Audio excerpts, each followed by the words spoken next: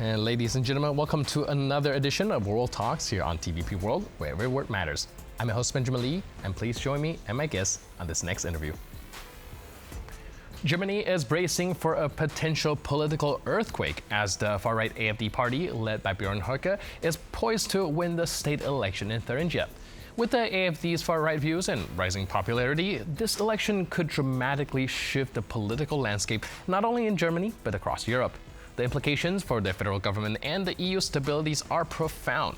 Joining us today on TVP World to explore these developments is Sergej Sumlenny, Director of the European Resilience Initiative Center. Hello, sir, and welcome to TVP World. Hello, and thank you for having invited me today. So can you help us understand how significant is the potential victory of AfD in Thuringia, and what does it signal for German political future? Well, it is significant, of course, and it is not just out of nowhere development. It is a development which had a lot of preconditions and prehistory. Once again, we are facing now elections in 2 out of 16 German regions in the eastern part of Germany. Eastern part has 6 regions. Thuringia and Saxony has elections on the 1st September, and Brandenburg has elections on the 22nd September. And in 2 regions, Saxony and Thuringia, the AfD is the strongest party and has good chances to install a prime minister. Is it significant? Yes. Why? Not only because they will have a huge impact on the federal policy, as the regions form the upper chamber in the German parliamentary system, the Chamber of Regions, but also as the next step of conquering more and more place in the political landscape. The history of AfD started back to the Angela Merkel's era during the Greek economic crisis, when the AfD emerged as anti-European party, but very soon developed into a far-right party. So step by step, they conquered more and more attention.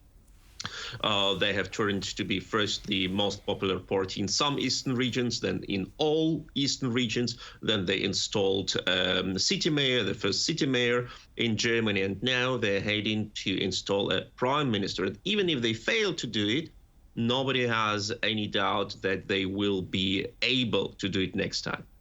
All right, what's contributing to their so rapid rise?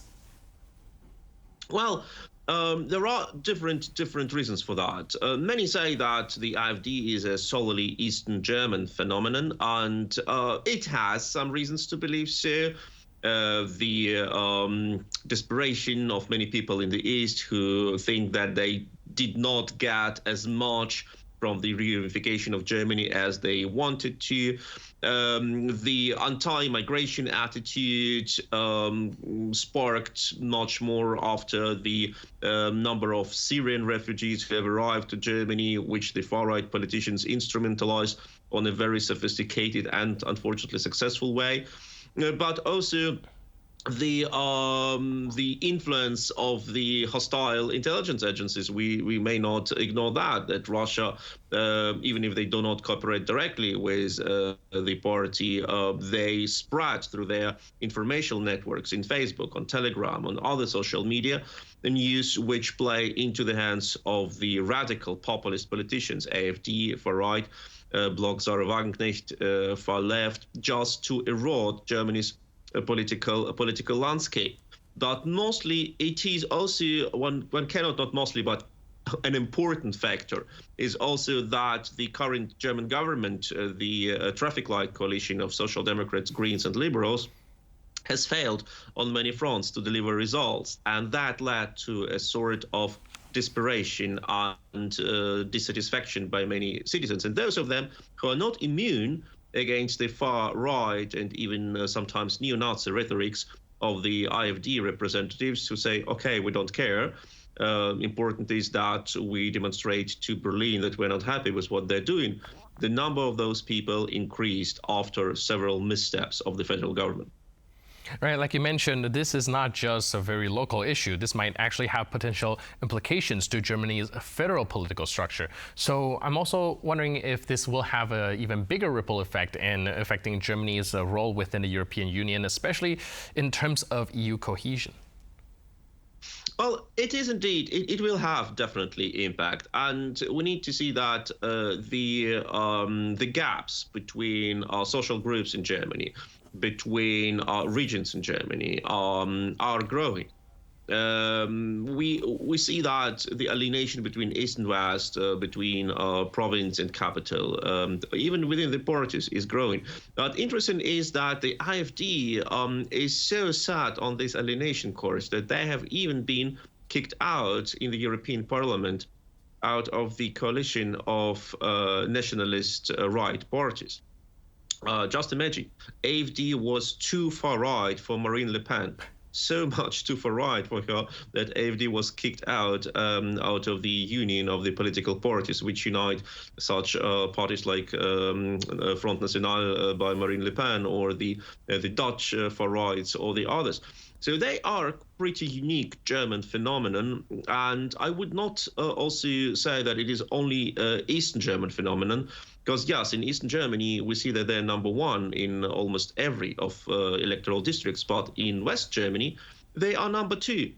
And that is also significant. So just imagine a party which was created by 12, I'm not mistaken, it was founded by 12 people in 2009 as a protest against fiscal policy of European Central Bank, and was led by economic professors from the universities who were not happy with European fiscal policy and monetary policy. And it emerged to the largest party in many regions. 30% of voters in Thuringia can vote for them. A party which has no problem that their leaders are being sentenced by court as neo-Nazis and being allowed by the court to be called neo-Nazis. And they are like, they're Teflon, they repel all criticism. And I'm afraid as more the other parties start to blame them for being neo-Nazis, the more advertising they make for them. I don't know how we can find a way out of this deadly vortex. Right, like you mentioned, a lot of the AfD's popularity come from capitalizing and overemphasizing some of the grievances that people feel like are not being addressed. Do you think the isolation of the party from various big institutions, like you said, would actually give the perception of these grievances not being properly addressed and contribute to even more popularity on its part? Well, I'm afraid maybe I will now try to go too much into past and into details, but I think it's important to understand the popularity of the AfD. The AfD is a party which unites votes of those who think that they cannot find a result by voting for any other party. And if you remember the Angela Merkel time, in 3 legislative terms out of her 4, she ruled in so-called Grand Coalition. Like when 2 biggest parties, the Social Democrats and the Christian Democrats, united to get more than 50% of votes. But that's against nature, because the German political system was based on the fact that you vote either conservative or social democratic. And these parties are in competition, and they replace each other, and they care for correction of the political course. So Merkel demonstrated that you can be not happy with her, you can be not happy with social democrats, or with liberals, or with anyone. You vote for any party, but you will get Merkel as a chancellor, because CDU, Merkel's party, will ever have enough votes to join the Social Democrats, and these 2 parties will rule you forever. And that created a huge distrust within the voters, who said, okay, we are not able to vote for any of the parties to enforce a political change. So we vote for those who you hate. We vote for those who you see are a danger. We vote for those who you say are terrible people. We vote for the AfD just to make you angry. And that was, of course, childish. That was, of course, irresponsible. That was stupid. But that is how electoral processes work. If you make people angry, people can do stupid things, irresponsible things. And now we have 30% of the AfD in some Eastern German regions. All right, so now with that potentially becoming a possibility, with the CDU potentially needing to form coalition with AfD or like some far left parties, how do you see they navigate this kind of new political reality, and what are some of the potential political risk involved? Well, that is an excellent question. That is indeed what we have never seen before on any Germany's regional level. In Thuringia, for example, if the polls reflect the outcome of the elections, we will have 30% for AfD, 20% for far-left Sarah Wagenknecht, 14% for far-left party, and if I'm not mistaken, 20% for or 25% for the CDU, or the Democratic Conservative Party. So other parties will not get into the parliament, and their votes will be shared proportionally among the winners. So practically, there will be only two options. Or three options. Okay, three options. The far-right AfD installs a prime minister with the conservative CDU.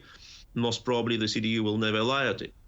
Or the far-right forms a coalition with Bloc Sarah Wagenknecht, with far-left, which could be possible because both parties share a lot of commons in their populism and in their foreign policy and in other rules. But I think that for Sarah Wagenknecht, who is a federal leader of this party, this would be bad because she wants to stay in opposition until the September elections 25. So this coalition would be in favor for strengthening the local BSW, Bloc Sarah Wagenknecht, in Thuringia, but will be against interest of Sarah Wagenknecht on the federal level.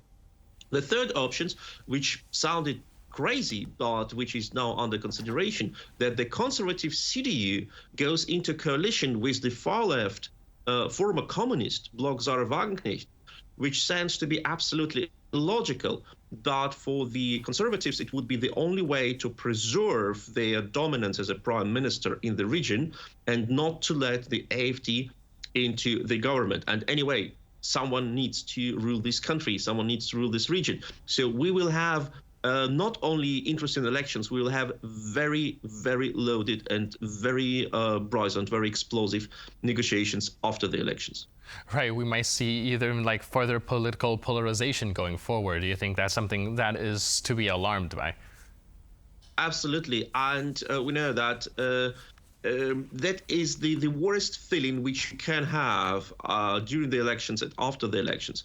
The feeling that the voters think that their votes have been stolen or that their votes have been like somehow misinterpreted. And both leading party, the AfD and the Bloc Sarah Wagenknecht, they know how to weaponize this feeling. They grew up. They expanded by weaponizing this feeling, and that is what they will do, of course, after that. They saw this is the way to success, and they are not about to leave this way. Right, so we do have to observe that as it possibly unfolds. Meanwhile, thank you so much for your input and insight. Really appreciate it. Thanks again for being with us on TVP World. Thank you so much. Cheers. And thank you for watching this edition of World Talks. But for more news, update, and commentary, please stay tuned to TVP World.